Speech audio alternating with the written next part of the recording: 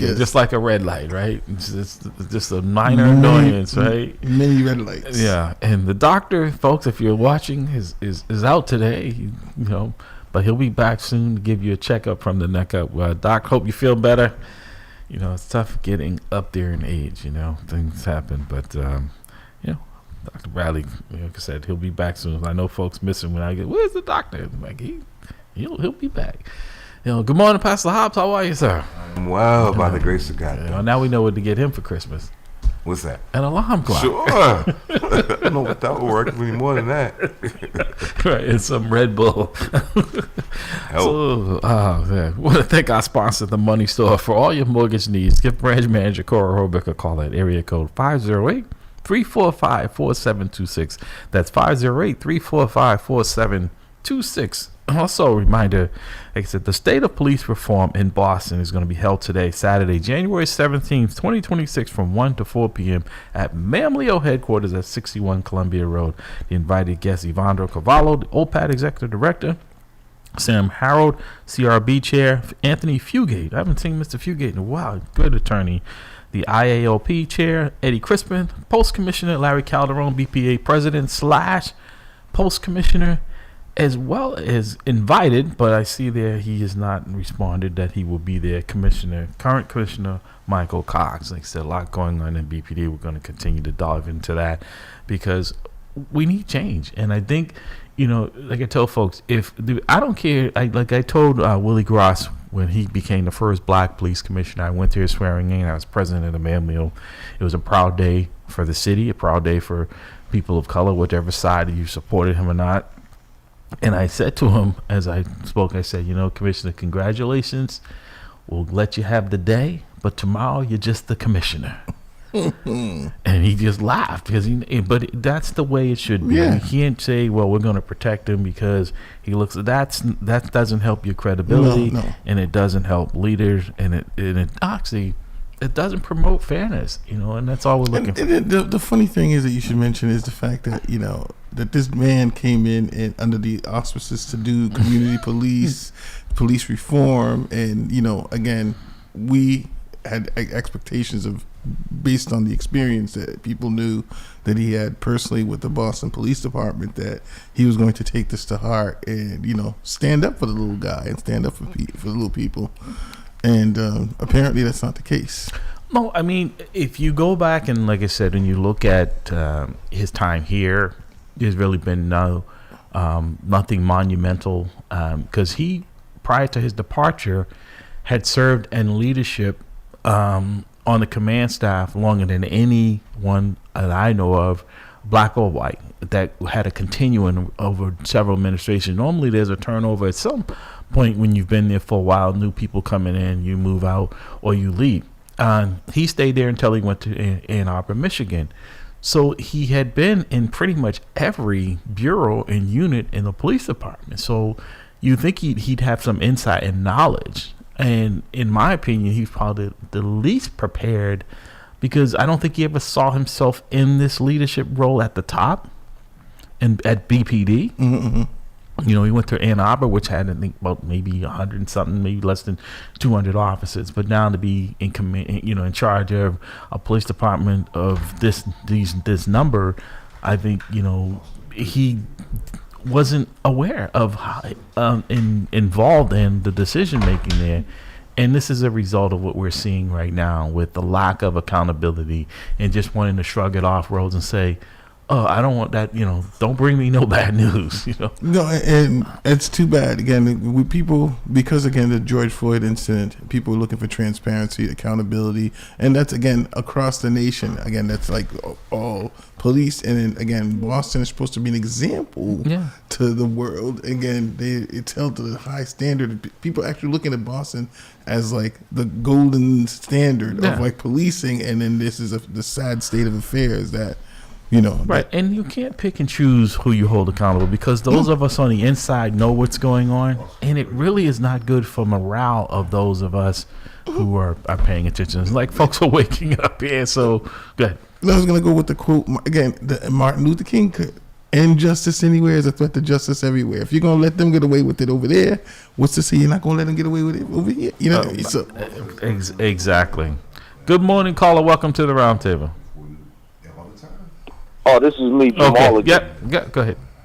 Well, I think that first of all, I'm hoping that more people call in. I've got somebody else on the other line. Yep. There we go. Yeah, go to the other. Okay. Phone. All right. We'll come back to you. Good morning, caller. Welcome to the roundtable.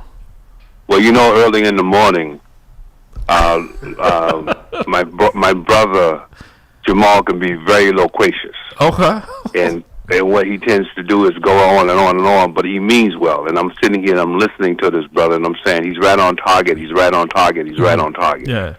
And so I decided to call in and put my 2 cents in. I'm sorry I could not be No, there that's this okay. morning, You're brother. here. It doesn't matter. This is the reason why we have all this technology, right? But Dr. Bradley, I'm glad you called in, right? Because you're probably, not say probably, you're a little bit more fair. And I'm not saying that I'm not fair-minded, but I think sometimes, like, because of what I know, I'm not willing to give people as much rope to hang themselves as you might be. Because, I mean, early on, you were hopeful like Jamal was. You were supportive like Jamal was. And I kind of, where we are today does not surprise me. I wish it would have. I wish I would have been proven wrong in this instance because it affects so many people. But I know this has to be troubling for you to see this going on because this, again, is not what we've been fighting for. Well, brother, listen, you and I have had conversations about Commissioner Cox, and I told you how I felt about him. I felt very positive about the appointment, and I also was willing to go to bat for him, saying giving him time. Every time I asked his brother to do something for me, he did step forward to do it, although it was nothing about change. It was more about educating citizens on policing and police brutality. To say that I am disappointed to hear about the lawsuit between him and Eddings, it would be an understatement. I am extremely saddened over that. I'm saddened over that for two reasons. Number one, I have two brothers going at each other. Excuse me, and that's never good in a society that doesn't like us. No, but we can't forget that Eddie Crispin has a lawsuit, right? Now, that's probably unheard of, Dr. Bradley. Two. Yeah, people from I'm sorry. I wasn't aware of that. So yes. that even makes it worse. And the other piece is that Boston PD. I'm a historian by nature. I always look at things from history. Boston PD historically has always been very hard on people of color. And when you look through the history of America, Boston PD is on the forefront of enforcing very, detrimental and racial policies throughout the history. And so when they talk about change, I'm always suspected of it because. But Dr. Bradley, can I just interrupt you for a second because I wanted what you just said. I want to home in on it. You just said the optimal when they talk about change. Is that what all it is? Cause I just wanted to highlight because you said they talk about change. Go ahead. I don't just say right. Yeah, that's where I'm going. Yeah. See, when they talk about change, that's just conversation. That's not substantive. Gotcha. That's not pushing really change. Gotcha. And so when you're changing a public policy, you can come at that policy in two directions.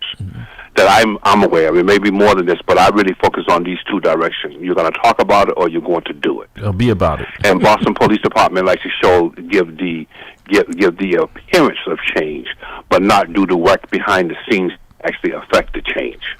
Well, Dr. Bradley, you were a change agent in BPD. You came in and revitalized the operations system up there, right? Yes. And you had to make some very tough decisions because you got the pushback, but you were tried. This is because Dr. Bradley, for folks who don't know, was a deputy superintendent in the BPD. And again, he felt the wrath for telling the truth, right? You were on the receiving this. So this is a long history, right? Is when you put out there some untruths about someone in leadership, you were the one who was punished for it, right? So personally how far back and how deeply rooted this is, and that people were looking for change here, and they thought Cox would be the perfect change agent because he went through this and the big cover up of what happened to him.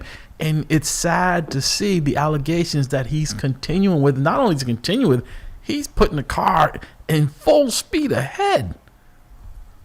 Well, see, the thing, Larry, is that he was the very perfect person to to orchestrate and organize and coordinate this smoke and mirror effort, because people thought that he would do it because what he has changed, what he has gone through. But I can tell you from my own experience, when you're serious about changing the Boston PD, you are ostracized, alienated, and devalued. But Dr. Bradley, let me just say this, because there were early warning signs, right? When Ed Davis was part of the process, and he was the one who really, in my opinion, and others, as well as others, was the one who picked Commissioner Cox.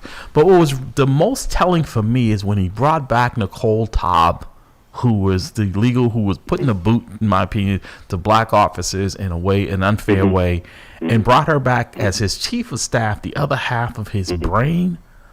This does not surprise me. Go ahead. I'm sorry, but I think people need to understand that. No, it doesn't surprise me, Larry, but it hurts me because I really thought that Michael was really pushing for the change because of what he experienced. So I really drank the Kool-Aid on this. But let me say this. Let me say this. It's important for people to understand this. When I actually walked into the BPD and took on the job to become the orchestrator and the change agent for the 911 center, the commissioner said to me, "I am not giving you an easy job. And these people here are very, very sensitive. And they will come after you." And I said, "Well, I'm a big boy. Let them come after me. This is what they're doing." But that's not the point. To hear this. I was told by many white officers of rank, and this is what they said to me: "Who in the H do you think you are?" Whoa. Quote. "Who give you the authority, a black man, quote, to come into a historical department like Boston, quote, and make changes and change the things that my forefather left for me," end quote. That's exactly what I was told in an audience of about 8 captains and a couple of deputies and a few superintendents. But see, Dr. Bradley, who gave you that? So when you have that upper command staff, upper level of leadership, pushing back on one individual who's trying to change it for the good of the people, it's impossible to do it, Larry, in a organization that's historically well positioned like Boston PD. So let me just say this, because you brought up some very interesting points there, right?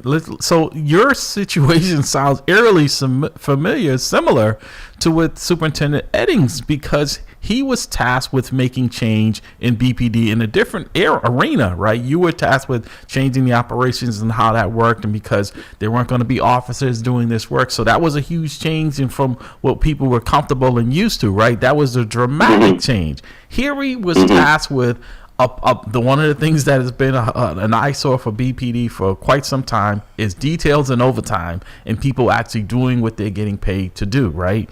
So you think with the scandal that took place at the evidence management that they would this would be welcoming, right? And that you want someone who is very conscientious, who's like yourself, who said, okay, you were told it's going to be a tough job and you're going to be allowed to do it and you're going to get the support. That didn't happen here. Just the opposite, because even when you go back to the conversation and I read in the article when Superintendent Crispins filed his lawsuit and Cox told him, he could only serve one master, when it was proven that there was no conflict of interest in him being in that position. And as I laid out, if you look at it, and Eddie Crispin is an attorney, he's a supervisor, he served in command staff, he was up in internal affairs, he was at the academy. Everything there looks like on paper, not just on paper, because I know him, former president of MAMLEO, be the perfect person to replace me on the post commission because it's an active duty position. What would be the conflict other than he's going to hold people accountable equally, right? So now you have Superintendent Eddings tasked with a job. He's just doing his job, and he's told allegedly that we can't fire that many people. We can't hold, and it gives us a black eye. Well, the black eye now is not from what he was doing. It's from the cover up. Well, Larry, in my experience, I was not there when Michael made this statement, but in my experience, if you're going to fire a group of white men, we can't have it. But if you're going to fire a group of black men, we will move forward on it. Exactly. That has been my experience in the BPD. Yeah. And it doesn't look like that has changed since I've been there for the last 16 years, since I left for the last 16 years.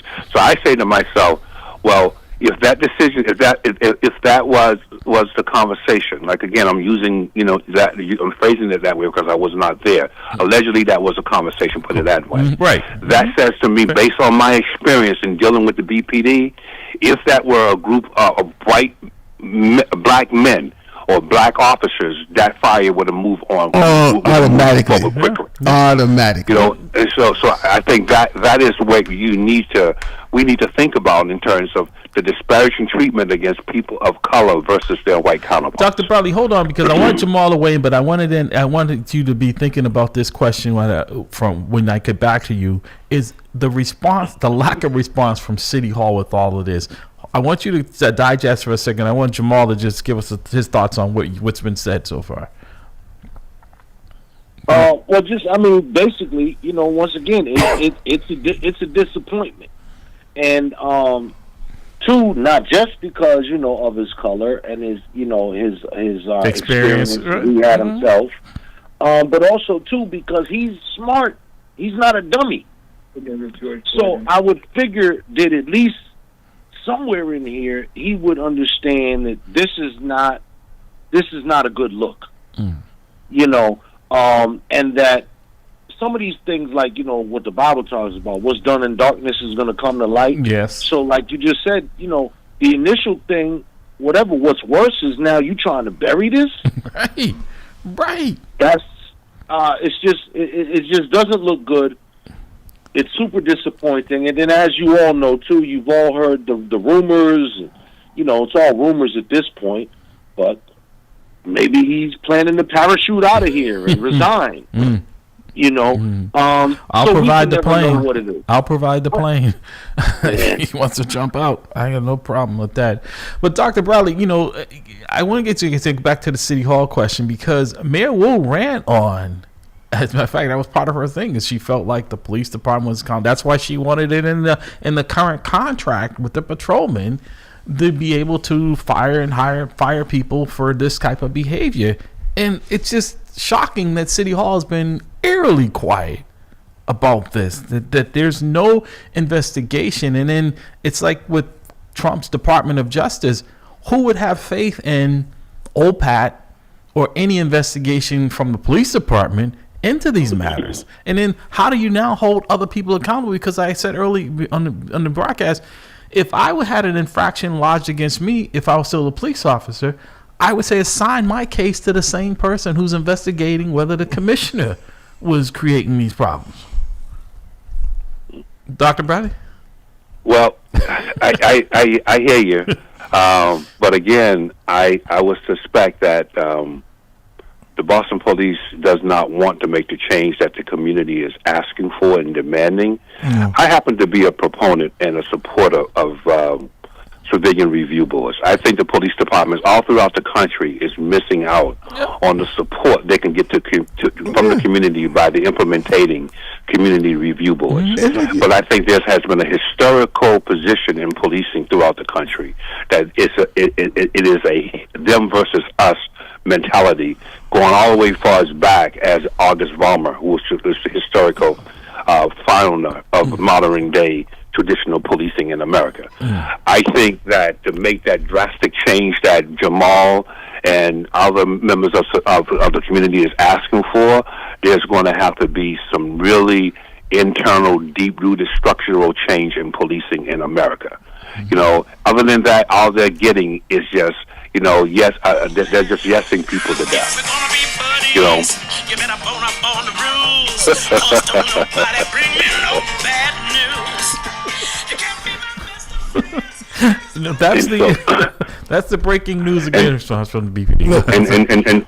And so when I hear police officers and I hear the union supporting any person of color and being the first to step out to say, this is a person we want, and that's a person of color, I'm suspected of what that person has said to them behind the closed doors. But you see, because but here's the thing too, Dr. Buddy. See how quickly, going back to, remember the incident when Superintendent at the time, Jimmy Claiborne, wasn't even there, and that whole thing would happen with Snellgrove, right? And yet he was demoted. He was held accountable, for something. You see, again, the punishment for us is always more severe. You see how quickly Dennis White was removed from being the commissioner? It wasn't even 2 weeks. You are another example of that, right? Bruce Howell. I mean, it's a long laundry list when it comes to us, because when the accusation came out, whether or not it was true or not, with Superintendent and Chief Linsky, right, and allegedly him and Michelle McPhee down in Braintree, how quickly that was. It didn't happen. Okay, that's good enough. Move on, right? And even when recently there was a white female who filed a lawsuit against the police department, who was demoted, and most people felt like she didn't have a strong case. The city gave her $2.4 million. Yes. $2.4 million. Yes. Nothing. But again, these folks. That goes back to my original statement that if it were a situation where black men were a part of that detailed fraud, they would have been fired instantly. Right. Exactly.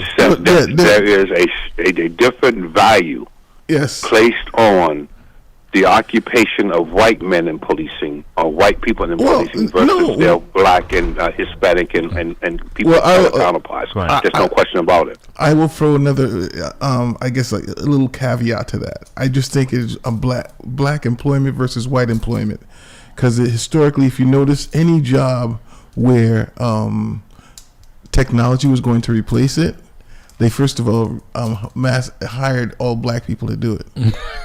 Okay, because they knew the job was going to be going. From the toll booth operator, remember, all of a sudden it was a good job you could retire from, right? And then all of a sudden they knew the transponder was going to take over. All you saw were young black people working the toll booths. All of a sudden, I was like, wait, how did they get those jobs? Because they knew those jobs were going to be gone. From the telephone operator. But brothers, not to cut you off, but see, listen, the problem, there's a huge problem with this. The problem with this is that, what are you saying to I got 2 hits on it. Let me just have these 2 hits out. The problem with this is that, what are you saying to the police officers who are left behind, who have to patrol and enforce the law in the black community?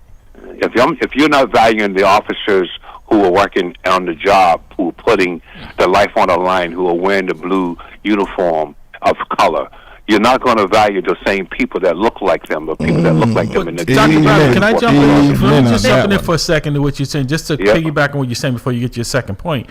I think we're seeing that, right, in the federal government, right, where no accountability, right? And so how are we any different than them when we try to pretend that Boston is this model? But if there's not accountability at the top, it doesn't trickle down to the bottom. If people don't have a healthy dose of fear, that if you take a detail, your overtime, and if you do, and you're not doing it appropriately, you're going to be held accountable. What's to discourage people from acting in that way? If at the top, well, we're going to be selective as to who we enforce it. But if people know that, you're a professor, Dr. Brett. If you have students in there that are cheating on an exam in front of you, and the other people are studying and they're doing well, are you going to grade them both the same? No, I'm going to actually flunk the ones who are cheating. But that's my second hit. I think is even much more pernicious to the health and safety of the community, black community overall. And my second point is when AI ultimately become a part of policing, because it's going to happen. When AI become a part of policing, AI is getting its information about grouping of people from the internet. If the internet is flooded with information that is detrimental and dangerous to the health of the black community, then that's how the AI entity is going to respond to the black person, because it's grabbing the information from that source. So you have two dangerous issues here: the history, the past of treatment of black people, is documented on the internet. AI now gets information from the internet. Is getting information about how black people interact, how black people behave in this society. Getting bad information, it's going to make bad decisions. Yeah. So it's dangerous. It's much more dangerous than just what's happening today. It's also a future danger that we're not even beginning to think about. Absolutely, because this is a black and white, but this is a right and wrong as well. Let's grab this other caller. Good morning, caller. Welcome to the round table. Hey, good morning, Larry. Good morning, Helen. Good morning. Sorry I couldn't make it there close. I'm actually across the country. No. You want to weigh in on? Hello? Did we lose? I'm here. Oh no, I thought we must have lost her. Yep, we did. Yeah. Jamal, so go ahead. I want your response. You know, I think, Jamal, because you raised a very good point in one of your social media postings when you said, you know, if we had 30 police officers who were, and I guess people could say we kind of had that with the boom boom room, but if we had that many officers of misconduct in the police department, but based on the number of that we can't lose, that we should keep them even with the bad behavior? Yeah, that's a scary fact. And once again, you know, we know of a personnel shortage, but then it begs the question, as you brought up as well, you know, well, what's the sliding scale? Right. Okay. If you got 30 officers who got, you know, parking tickets themselves or something, okay, maybe we let that slide. Right. But if you have 30 officers who, you know, have drunk driving or domestic violence or, you know, anything, you know, a bit more severe, like what is the line that you stop at? Well, Jamal, they fired that many people who were involved allegedly that pled guilty to the evidence management, right? They had no problem terminating them because it was out there in the public sphere. It shouldn't have to wait until we're embarrassed to the point where now we're trying to cover up or catch up when we already knew this was brewing. It was already taking place. And what was the statement that, of course, Davis said back in the day, but, you know, about the untruthfulness? Anybody getting caught in untruthfulness will be fired? That's the only option in the policy, is that, you know, because your credibility is now in question going forward. How do you testify in court or any reports you write, you know, whether there's, you know, any truth to it or whatever. So how can you function as a police officer? Right, exactly. So we just say, because we don't want that scarlet letter on these individuals who, if they deserve it, they deserve it. We're going to look the other way. Don't bring me nobody knows. And the magnitude of you know, activity, crime. What he said, 675. Right. And that's the ones that's just the one he's following, because understanding that when they put this unit together for him, I think he only had one other person with him. Was a cat. So 2 people, right? And Dr. Bradley, you know, on any given day, you've got 500-600 details in the city of Boston. So it really wasn't designed to really root out the problem. This was just the tip of the iceberg. Well, we all know that there are. I'm sorry, is Jamal finished? I don't want to step on his toes on this. No, you go ahead, good doctor. Thank you, brother. I appreciate you. We'll grab that. We all know that there are undercover, you know, under the table operations going on in detail. So we all knew that on the command. I was on the command staff. Like we knew that officers were sleeping on, bringing their pillows to details and sleeping in their cars, and we had to we had to clip that butt and make sure that those things were not happening. You know, so putting the unit in place to address that issue, I think, is a very good operation. It's a very good decision. But the unit you put in place must be supported by the upper structure of the command staff in order for that unit to be effective. Yeah.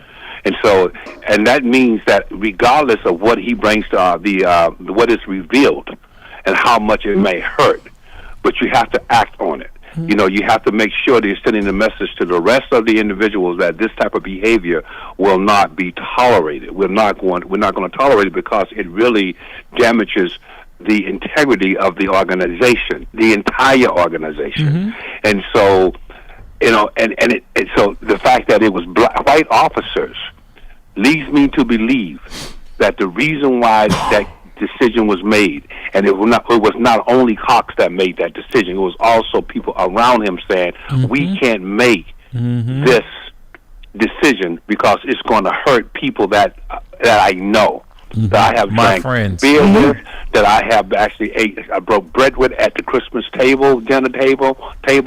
We can't do this, so let's actually cover this up. That happens all the time in the BPD because these people are working with each other, know each other, live in the same community. Their parents, who are also police officers, rode together.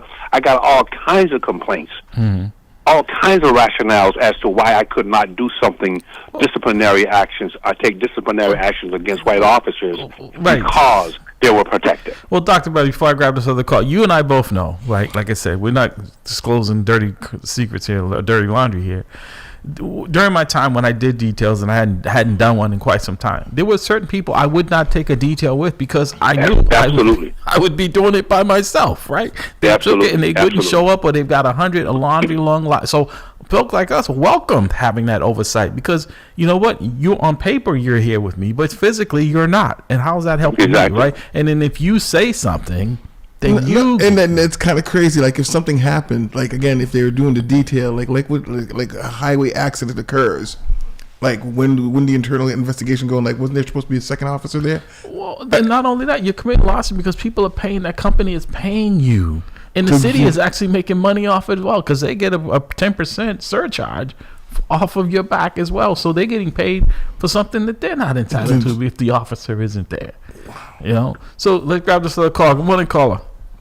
Good morning. I have two questions. Yes. My first question is, why is the current city council so scared on raising this issue to the public? Because last time I checked, as a registered voter and a taxpayer, I care about making sure that the streets are safe and making sure that my well-being is safe as well. And the second question is, will the mayor make any public statement about the corruption that's going on about the police department? Well, she hasn't made any really about the other corruption or misbehavior that has really taken place in her first term. So I don't really. And then within her own administration as well too. Right. I don't see. I mean, and that was her handpick, wasn't it? Like Ed Davis brought her him, and then she didn't question it. She just said, a continuation of Right. But I mean, I think again, she felt like she got a mandate from the residents of Boston by the lack of participation in the voting process, that she's able to do whatever she wants. Again, you should say you're using that term mandate sarcastically. Right, you're right. Yeah, you're right. Thank you. Right. So it was therefore right. And your second point was, why is the current city councilors are so scared of addressing this public issue? Because the vote for the presidency, and clearly it shows that the mayor now has a lock on the council. She has the majority of the councilors are on her side. That's why they went and made sure they got someone as the president who could run the operations down there to make sure that she's protected. So that is about as effective as Congress is right now, because it's slanted to one side. Whatever the mayor wants, the mayor will get. And so there is no oversight there, in my opinion. So you're basically saying that what's going on, what's going on nationally is going on here locally too. All politics are local. Exactly. All politics. Think globally, but really, it's all local. Politics are local. Right? Yeah. And you're right in raising that point, Dick. Is all of this going on? Like I said, this isn't one person. This isn't an isolated. This isn't just Superintendent Christmas. This is the Superintendent Eddings. This is the Captain Goggin. She's saying it runs deep. This is the whole Devers matter, when the commissioner claims he didn't have a conversation with someone who's about to testify, and then we see on his calendar, there it is. There's the meeting. Oops, there it is, right? It's just like from the wit. Don't bring me no bad news. And then it's like you said, if you read in here, and I don't know who these people are, but in Jamal's point, when I saw that, I'm like, this brother's right on target. What is the number of misbehavior that we will tolerate? I know what the number should be. 0. Hello. Amen. Hello. Hello. No ifs, ands, buts about it. But again, like you said, some people have the right complexion for the protection, as Paul Mooney likes to say. Some people don't. I would love to see. I would love to see the names of the individuals who are actually on that list of officers who was engaged in detail fraud.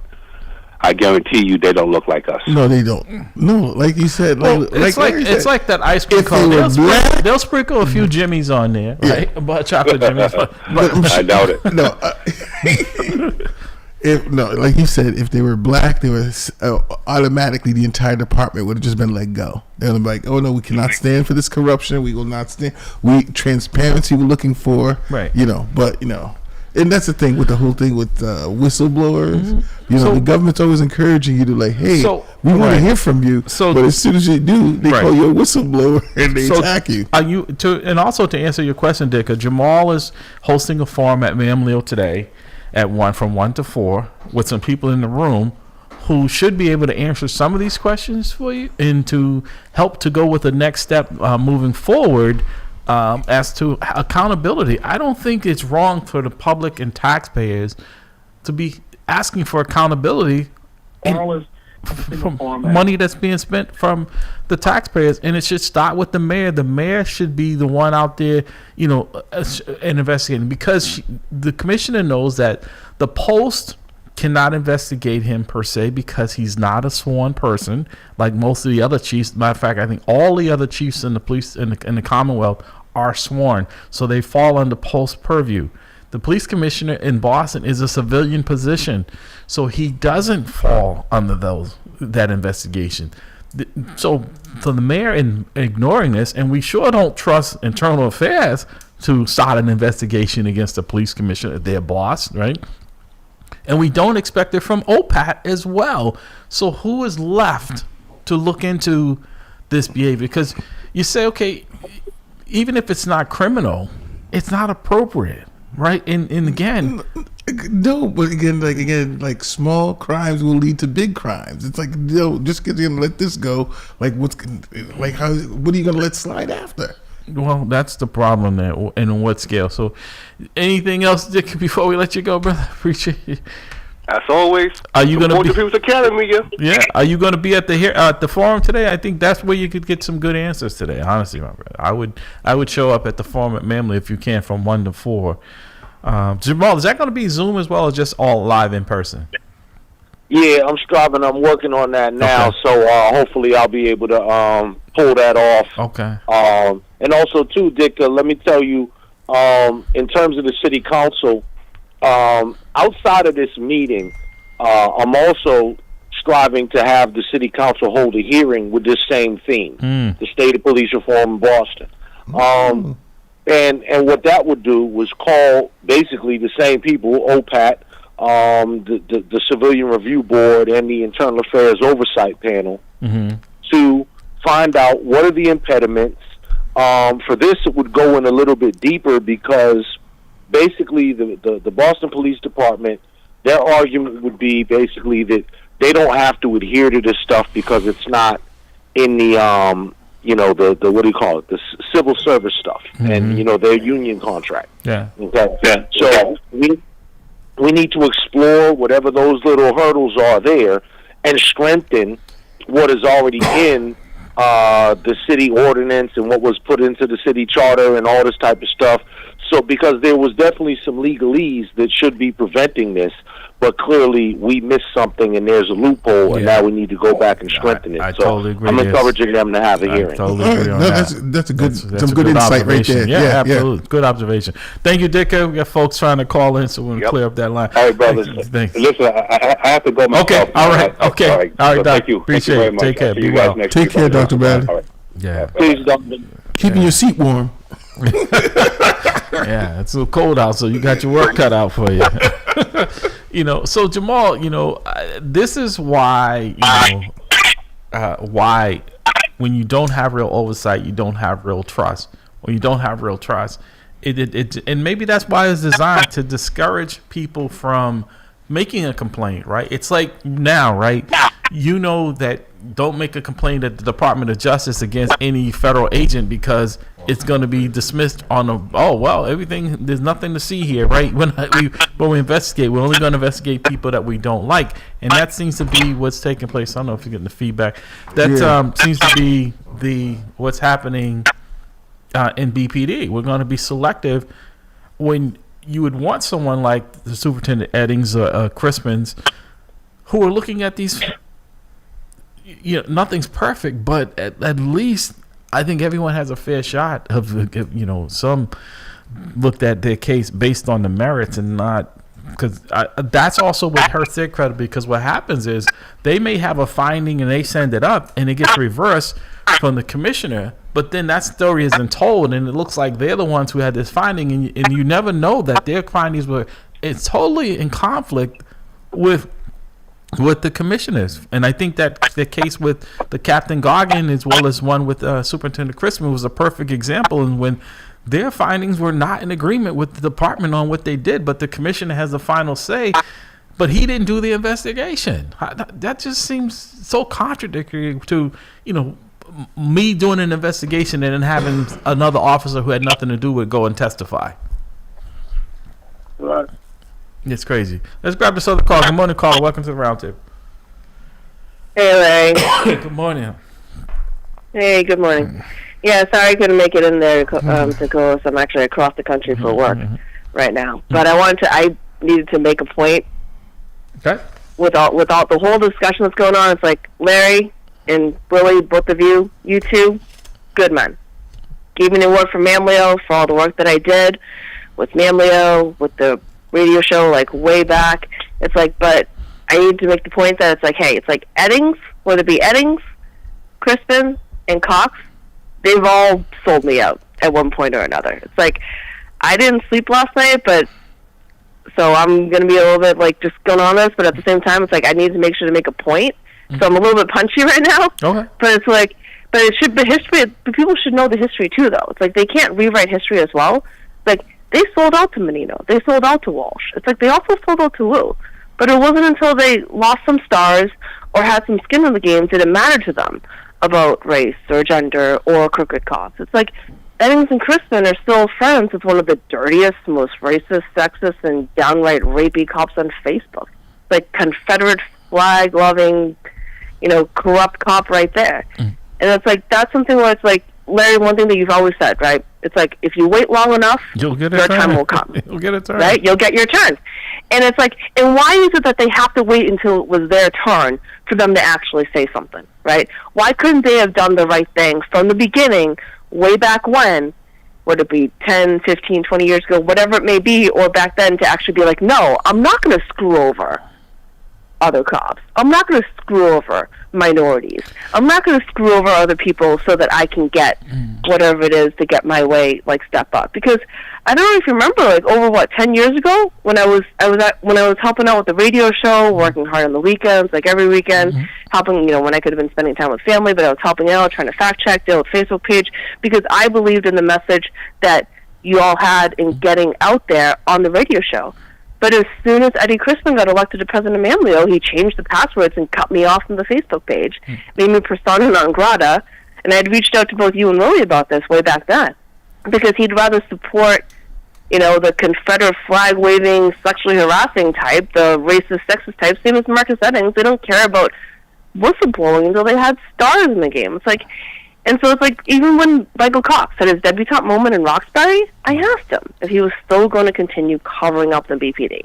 Well, and some young blonde patrolman told me to get lost, a white girl, and then another actually black male officer told me to, let the man have his moment. But at the same time, I'm like, hey, no, I'm like, you still have to hold people accountable for the stuff that they've done in the past. Like, you may be stepping up now or saying something now, and who's to say that Cox won't, a month from now, whatever it may be, turn around and say, like, oh, no, I have something to say and what to say about what happened here. Let me weigh in here. You said a lot. I understand your point of view. It's well taken. I think, as I alluded to earlier, and this is not an excuse for them, but it's just sad because I've been on the receiving end as well as yourself.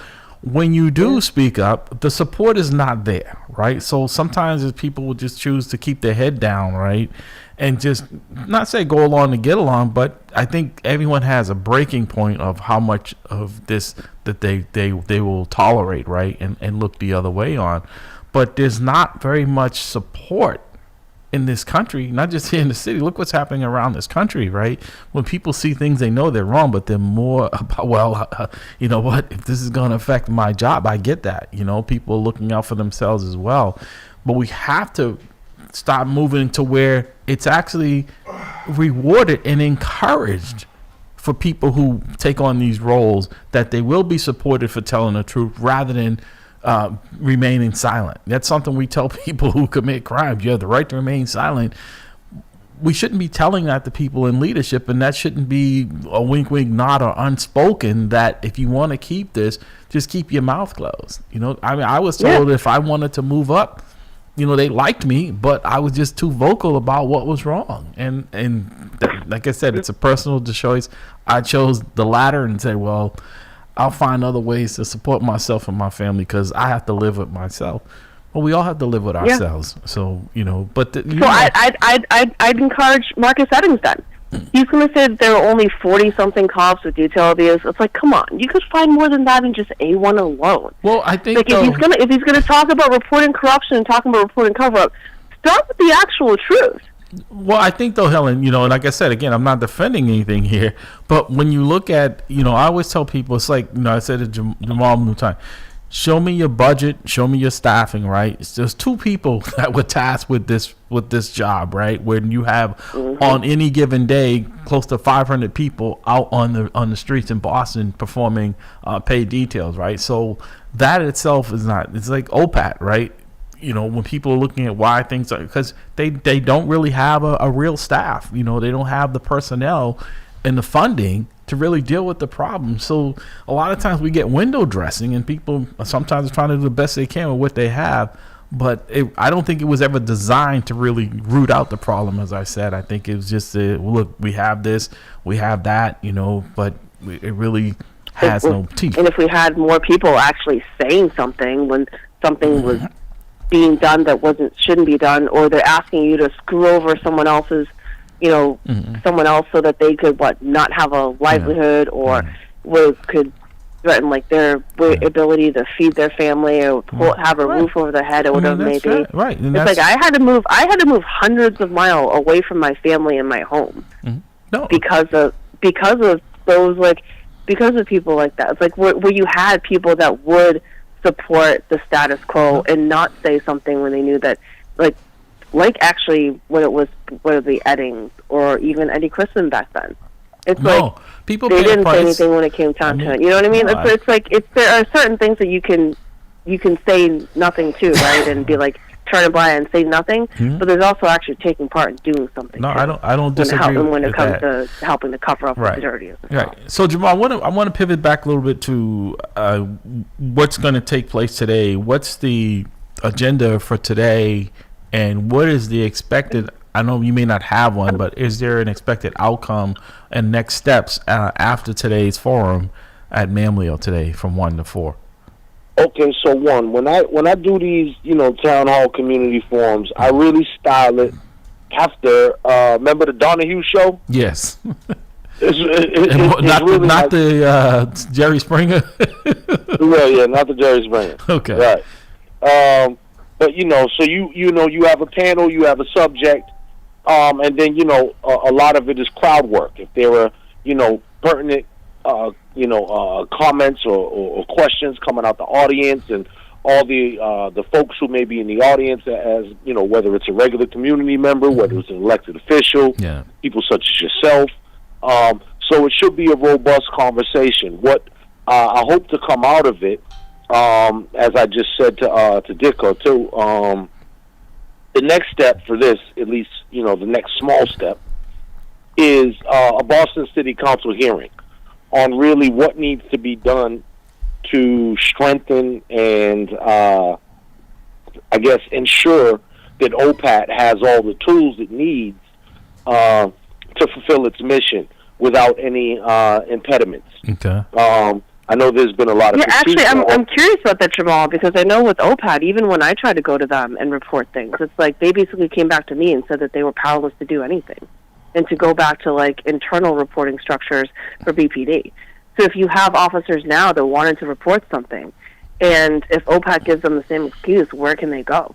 Well, Jamal, also to add on to what Helen just said, because you kind of alluded to that, right? Of trying to tweak it, like you said, it seems like there were some safeguards that need to be in place because there's no check and balance in that. If the commissioner still has the last word, then the word of the people doing the investigations or whatever really don't matter if he's got his mind made up to how he wants the outcome to be. There's several problems, compliance and all, these issues. But it's like I forget the fairy tale of the little boy with the dike.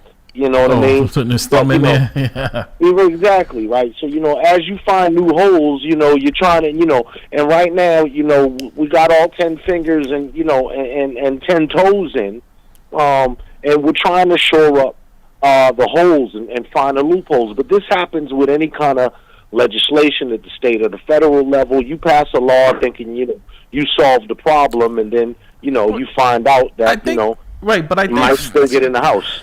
We've got a couple of minutes. How do we come back? Well, let me just say this real quickly, Helen. The mayor's the one who has the last word. This way, I say, I think that really, to me, this seems like a very simplistic solution, and one is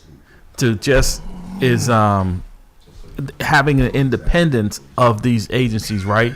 That OPAC is in City Hall, but people don't see any daylight between it and Internal Affairs and the police commissioner. So I don't. Whatever you put together, if it's not a separate where they don't have to report, in that the commissioner should not have any veto power. He doesn't have to adopt it, but he shouldn't be able to overturn it. There should be separate, and whether or not it's embraced. But for him to just say, nothing to see here, putting the brakes on, that's why these officers aren't cooperating. They're like, hey, Commissioner. I'd actually add one more thing. I'd say that, if anything, like Wu, whether it be Wu or Walsh before her or Menino before him, it came down to the mayor micromanaging. Come on, it wasn't the commissioner. It'd be the mayor pulling the strings.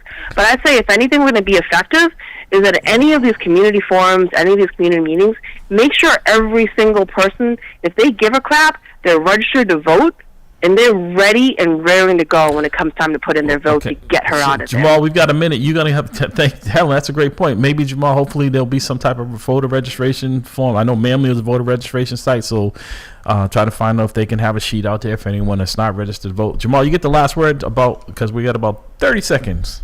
That's it. All I can say, 1 to 4 p.m. today, State of Police Reform in Boston, Community Town Hall Forum at MAMLEO, 61 Columbia Road, be there or be square. All right. Helen, thank you for calling in. Thank you for your honest assessment of the situation. I mean, it's not going to get better if we bury our head in the sand, right?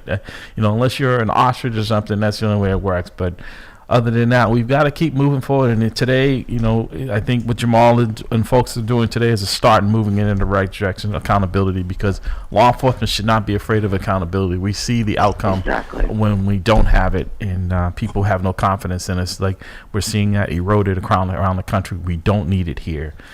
Brother Rhodes, any final words from you? Again, just remember the quote from MAMLEO: "Injustice anywhere is a threat to justice everywhere." All right.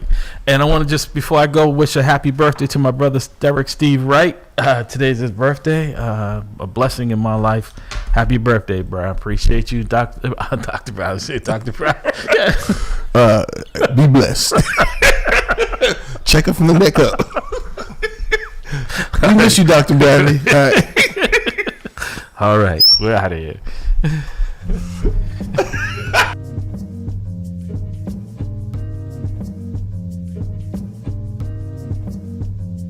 This is for the dreamers. They say I am a dreamer, 'cause I still believe that anything is possible as long as you work hard. Hustle real hard, hustle real hard, hustle real hard, hustle. So if I never see ya, never get the chance to meet ya. No, I came up from the bottom, always rooting for the underdog. I wrote 300 songs in 1 year, Boogie will tell you I'm on it. I got unreleased songs for days, they don't want it. Eat any MC in the game, it ain't a challenge. If your music reflects who you are, then you's a coward. I can see through the lies, you ain't living what you spitting. If your money's so long, while your dog's in prison. While your baby mom's stripping, while your mom's still living in that same broken home that you used to sell piffin'. You ain't gotta lie to me to sell me a track. You ain't gotta rock fake jewels or walk around strap. I respect artists getting money, but love them for spitting crack. And the fact that one track can move a family out the trap. It's a dream for us lost souls brought up in the mix. I'm motivated by the artists coming out in my midst. And the artists that paved the way when I didn't exist. Music's a skyscraper, I'm just trying to add a couple bricks. This is for the dreamers. They say I am a dreamer. Cause I still believe that anything is possible as long as you work hard. Hustle real hard, hustle real hard. Hustle real hard, hustle so if I never see ya, never get the chance to meet ya, know I came up from the bottom